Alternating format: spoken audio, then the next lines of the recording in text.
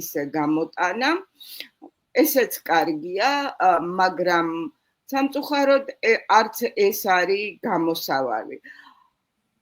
ნუ რაც შეეხება პოზიციას რომ მე ჩემ სუბიექტურალ მოსაზრებას გეტყვით, რომ ძალიან დროს ვკარგავთ და ძალიან აი მაყურებელი გწერს, რომ 4 ოქტომბერი ყველას ძალიან მოგვეწონა, რას უნდა ველოდოთო. გასაგებია, მე ძალიან მომწონს მაყურებლის დამოკიდებულება, რომ ის როგორც ჩანს არის შემართული საბრძოლოდ, ასე ვთქვათ, და ივანიშვილის რეჟიმის დასასრულებლად.